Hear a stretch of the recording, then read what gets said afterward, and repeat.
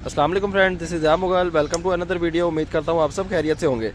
तो आज की वीडियो में हम देखेंगे यूफोरबिया जो एक फ्लावरिंग प्लांट है, इसको हम कटिंग से प्रोपागेट किस तरह कर सकते हैं। तो आए अपनी वीडियो स्टार्ट करते हैं। सबसे पहले आपने एक हेल्दी सी ब्रांच जो है वो चूज़ कर लेनी है। इस टाइप की आपने ब्रांच उतार लेनी है। इस टाइप की ब्रांच आपने कट कर लेनी है, जितनी चाहे आप ब्रांचेस कट कर सकते हैं। ब्रांच कट करने के बाद इसके अंदर से एक लिक्विड निकलेगा। मैं आपको लिक्विड दिखा देता हूँ। इसके अंदर वाइट सा एक लिक्विड निकलेगा। तो आपने जैसे ही कटिंग कट करनी है उसको फ़ौरन से मिट्टी के अंदर लगा नहीं देना। आपने 3 से 4 दिन इसको सुखा लेना है किसी ड्राई जगह पे, ताकि इसके अंदर जो लिक्विड है वो सारा का सारा निकल जाए और हमारी कटिंग जो है वो अच्छे से सूख जाए। ताज़ी कटिंग आपने नहीं लगानी, नहीं तो वो कटिंग आपकी गल सकती है। तो हमारी जितनी भी मेहनत हम करेंगे वो ज़ाया हो सकती है।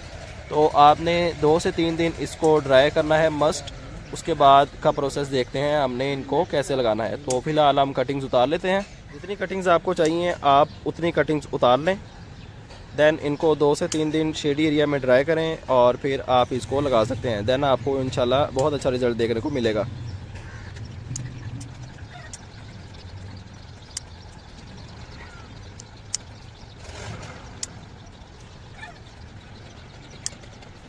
ये आप देख सकते हैं इस टाइप का इसके अंदर से लिक्विड निकलेगा। जब आप इसको कट करेंगे तो लिक्विड को आपने ड्राई लाजमी करना है।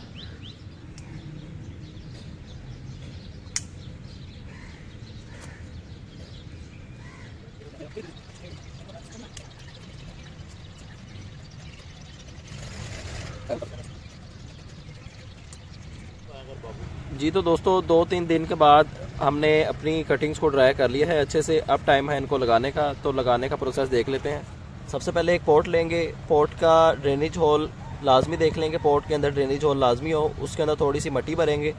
मिट्टी भरने के बाद अपनी एक कटिंग पकड़ेंगे और फिंगर की मदद से होल कर लें मिट्टी के अंदर।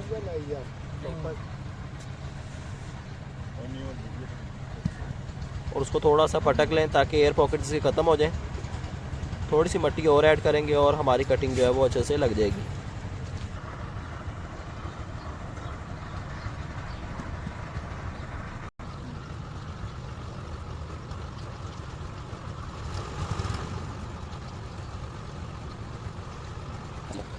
ये तो दोस्तों कटिंग लगाने के बाद अब टाइम है इनको पानी देने का। पानी हमने लगा लिया है। पानी आपने देना है 2 से 3 मरतबा अच्छे से, ताकि नीचे तक जितनी भी मिट्टी है वो सारी की सारी अच्छे से वेट हो जाए।